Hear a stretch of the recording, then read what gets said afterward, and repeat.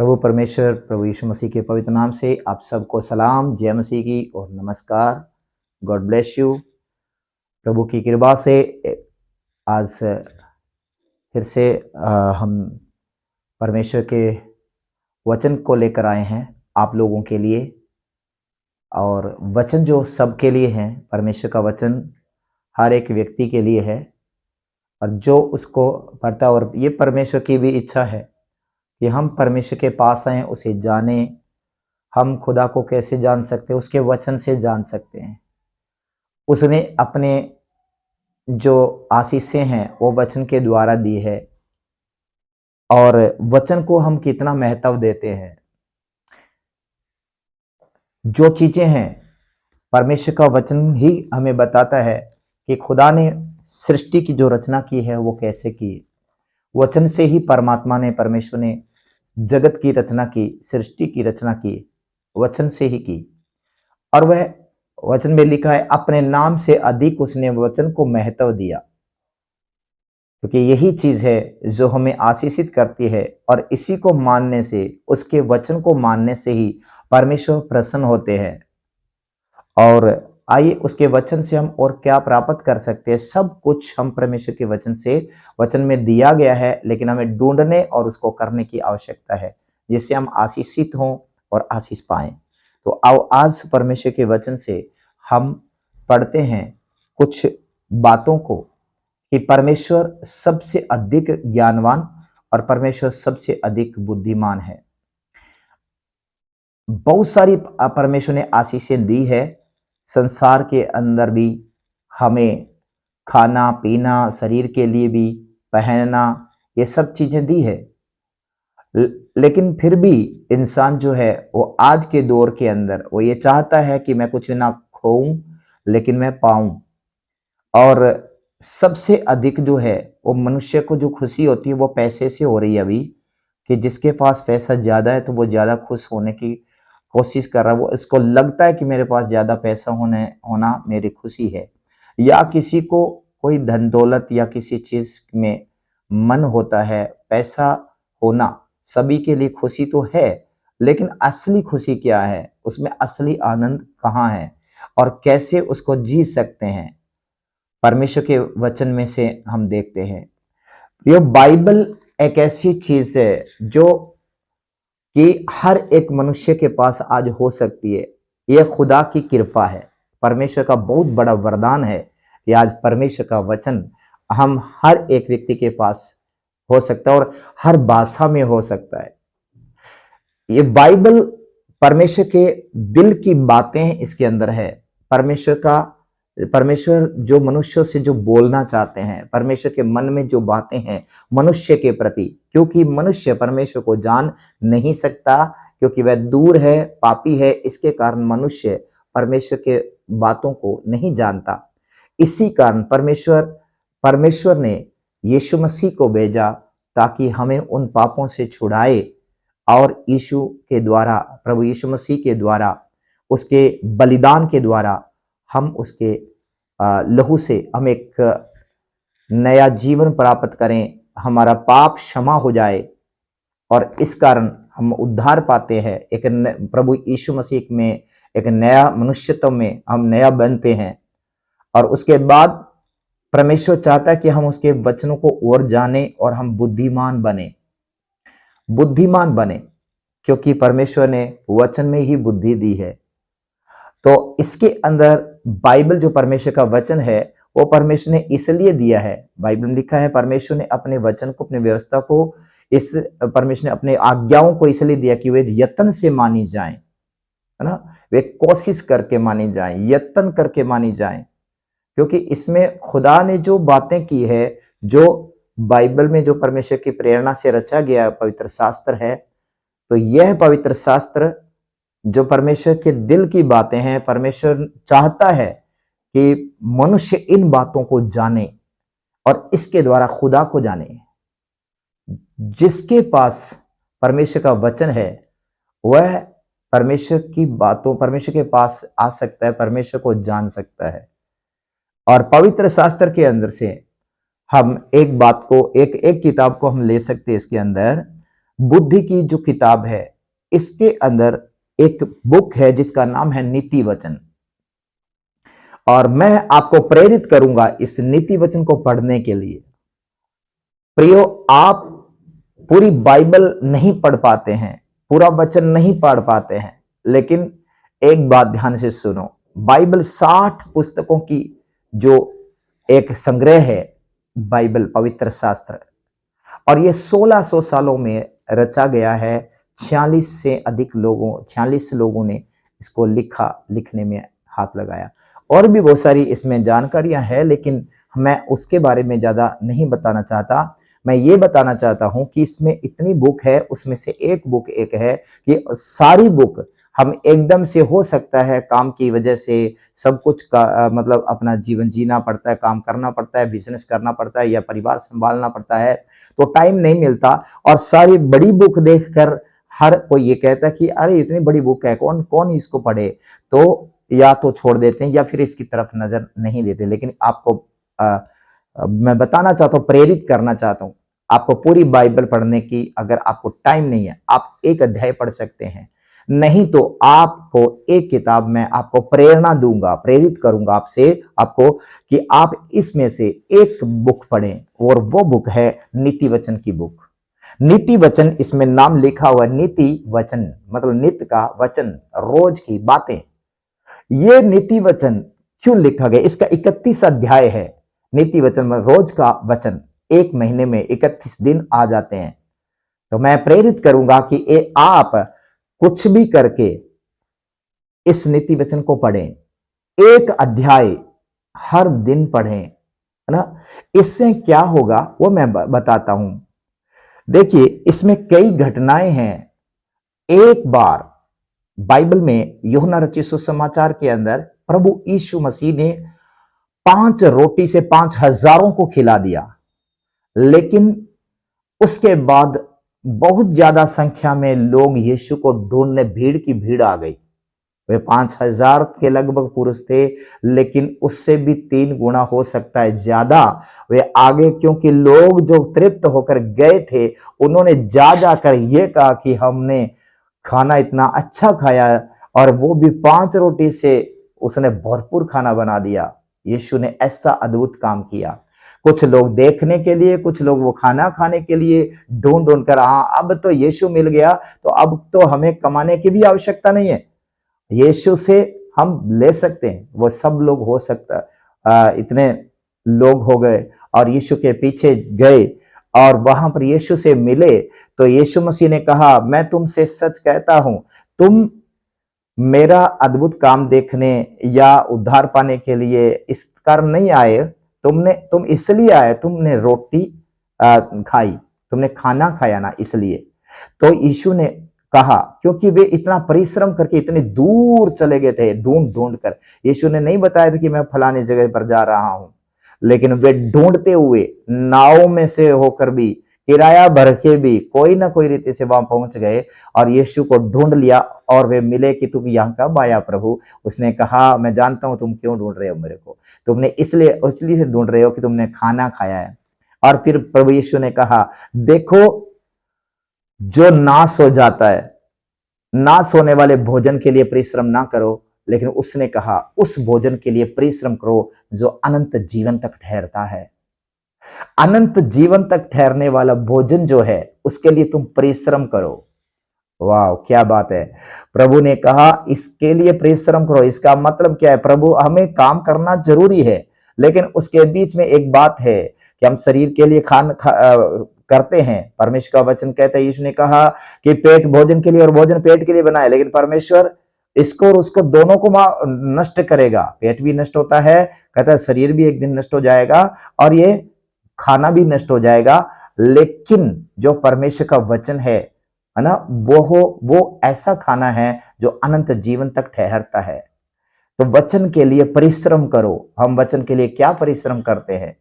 हमें यह याद रहता है कि अगर काम पर नहीं गए तो पैसा नहीं मिलेगा, लेकिन हमें यह याद नहीं रहता कि पैसे से सिर्फ रोटी आती है, नाश होने वाली चीजें आती है, लेकिन अगर हम उसके लिए परिश्रम करेंगे जो वचन के लिए, तो हम वो नाश न होगा। इसका मतलब है वचन के लिए भी पैसे की आवश्यकता है। किराया भरने के लिए, अगर वचन सुनने के लिए भी जाते हैं तो किराया भरकर भी सुनेंगे तो भी अच्छा है ना। हम कमाई करेंगे या फिर काम कर कर इंसान क्या करता है, बिजनेस करके, खेत में काम करके, मजदूरी करके भी खाता रहता है। वो कमाता है और नष्ट करता है। लेकिन जो चीज नष्ट हो जा जो जो चीज वो कमाता है वह नाश हो जाती है।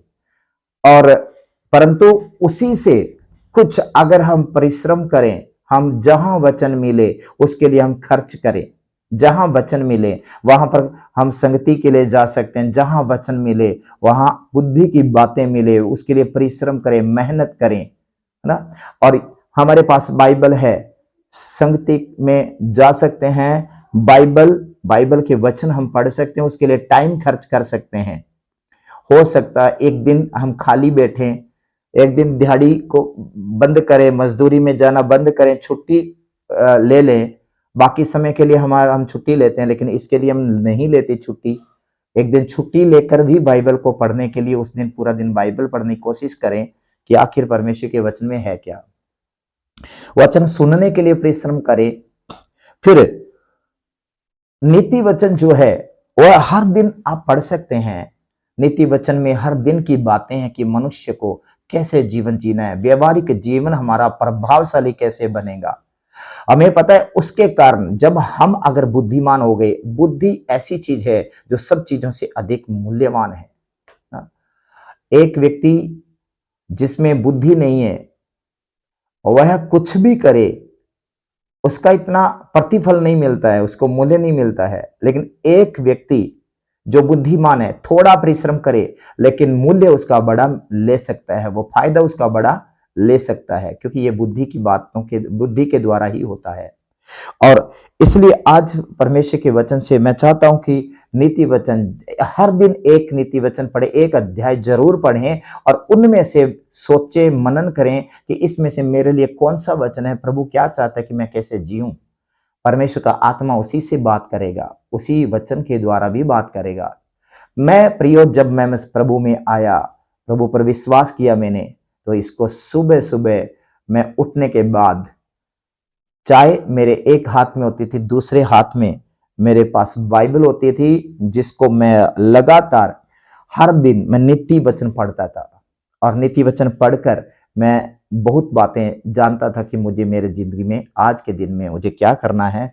और परमेश्वर का आत्मा वचन के द्वारा मुझे बहुत अगुवाई करता था और बहुत सारी बातें मैंने सीखी।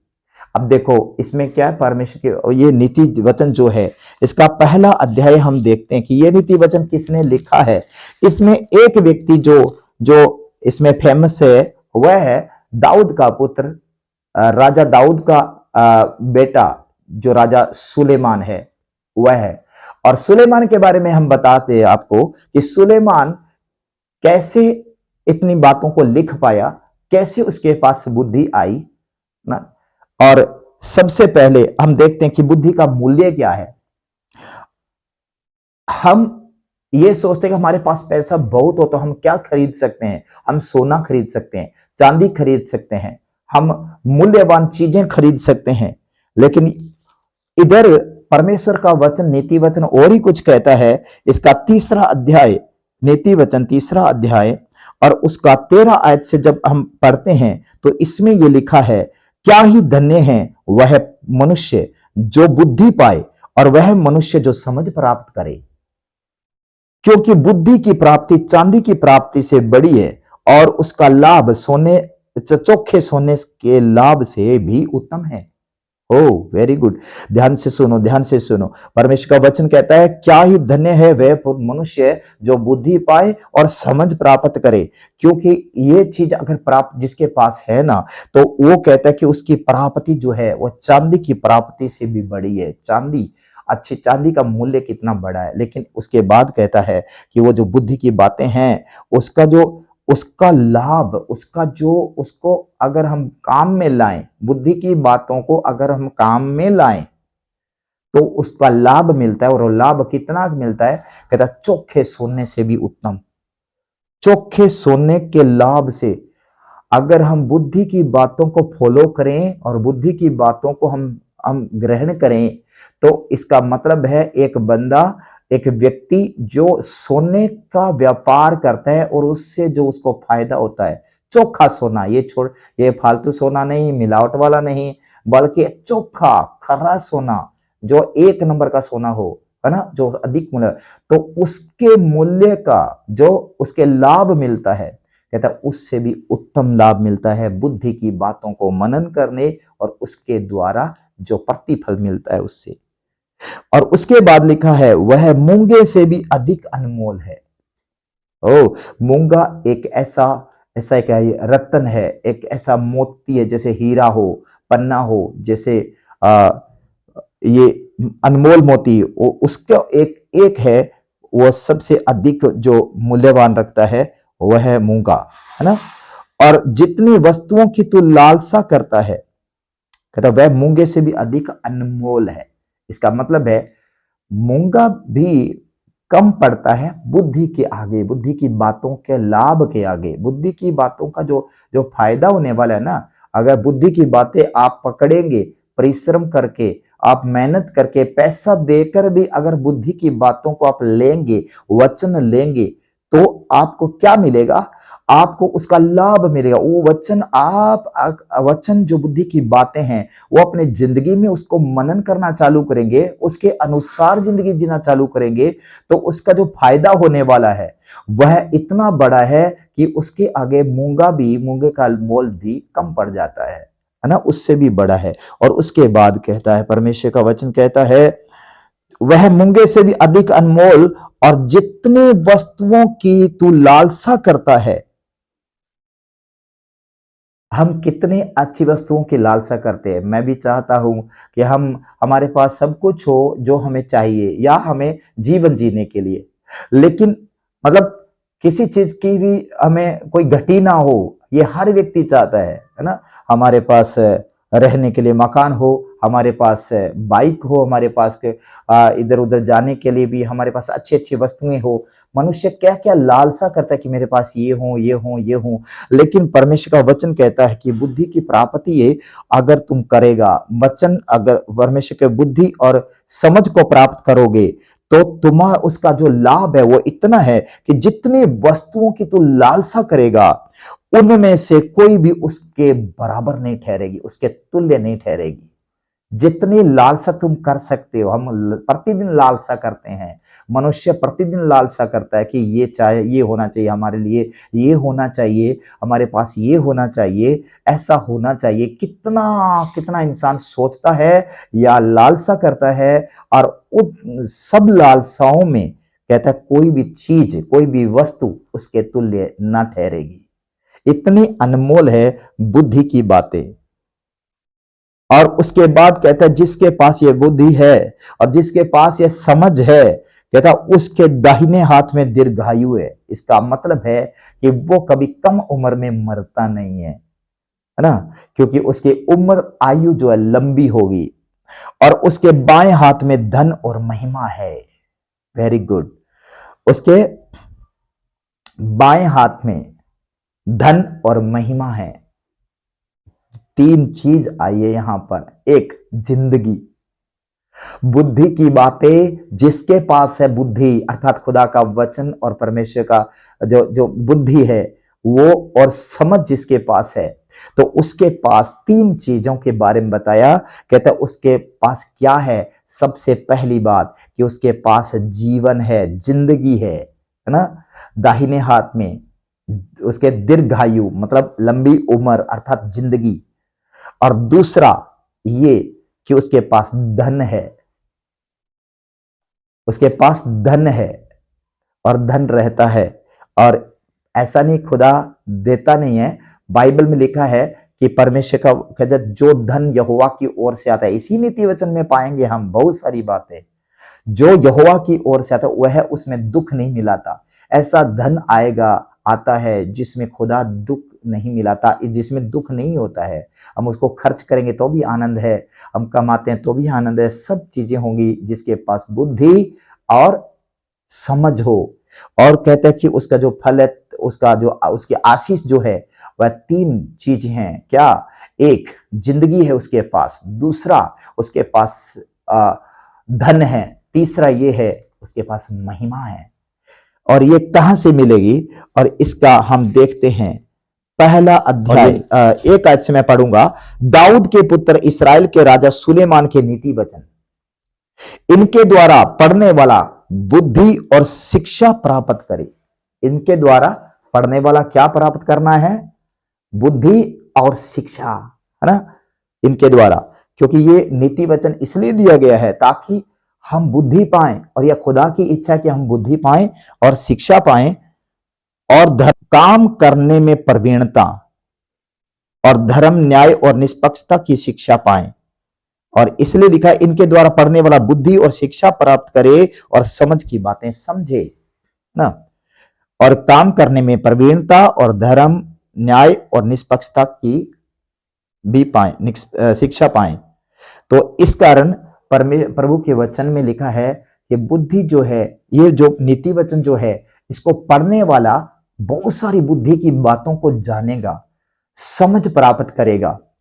और ये इसी का साथ में लिखा है, यहोवा का भय मानना बुद्धि का मूल है ना। परमेश्वर का डर मानना, भय मानना, बुद्धि कहां से आती है, या बुद्धि का स्रोत कौन है, किससे बहती है बुद्धि जिससे हम प्राप्त करें? कहता है यहोवा से, परमेश्वर से, और परमेश्वर स्रोत है उसका। कहता है यहोवा का भय मानना बुद्धि का मूल है, और बुद्धि और शिक्षा को मूढ़ ही लोग तुच्छ जानते हैं। ये बुद्धि को मूढ़ लोग जो होते हैं वो तुच्छ जानते हैं कि ये क्या बातें, ये फालतू बातें हैं, क्योंकि वे मूर्खता वे मतलब अपने आप में समझदार बनते हैं, लेकिन वे मूर्ख है क्योंकि इन बातों को, बुद्धि की बातों को तुच्छ जानते हैं। इस कारण परमेश्वर का इसी में मिलेगा, परमेश्वर का भय मानने से क्या? धन, महिमा और जीवन मिलता है। धन, महिमा और जीवन मिलता है। अब इन तीन बातों में मैं आपको बताना चाहता हूं मनुष्य को क्या चाहिए। इन तीनों चीजों के अलावा जिंदगी जीने के लिए ये काफी है। पहला जीवन, है ना, जिंदगी मिलती है बुद्धि की बातों को अपनाने में, वचन के अनुसार चलने में, परमेश्वर का भय मानने में ना। क्या? सबसे पहला जिंदगी, जीवन, और हमें और दीर्घायु, है ना। परमेश्वर दीर्घायु दे, लेकिन लंबी उम्र दे, लेकिन गरीबी में दे तो क्या फायदा है ना? कोई फायदा नहीं। इतना गरीब की दवाई के लिए पैसे नहीं, बीमारियां आ रही है, कोई खाने के लिए नहीं, पीने के लिए नहीं, कुछ भी नहीं। तो ऐसी जिंदगी में, ऐसी जिंदगी किस काम की जिंदगी है ना? तो मतलब जीवन परमेश्वर दे तो साथ में क्या चीज की जरूरत है? धन की भी आवश्यकता है। लेकिन जो खुदा के भय मानता है और प्रभु का डर मानता है, परमेश्वर के भय से चलता है, बुद्धि से चलता है, बुद्धि की बातों को मानता है, तो कहता है उसके पास क्या रहता है? धन भी रहता है, जिंदगी है, दीर्घायु है, धन भी है ना। अगर धन है, जिंदगी नहीं, तो भोगने के लिए जिंदगी नहीं, तो धन का क्या करेंगे? तो धन भी जरूरी है, उसको भोगने के लिए जीवन भी जरूरी है। लेकिन अगर महिमा नहीं है तो दोनों का क्या फायदा है? इसी नीति वचन में हम पढ़ सकते हैं। उसमें लिखा है, धन औरों के पास भी बहुत है, वह लंबी उम्र भी उनकी हो सकती है ना, धन भी हो सकता है, लेकिन नाम नहीं है। इसका मतलब महिमा नहीं है, नाम खराब है, बहुत ही खराब है। लोग मतलब ऐसे ऐसे बोलते कि भाई लोग बेकार है, अच्छे नहीं है, क्योंकि धन तो रहता है लेकिन नाम खराब है।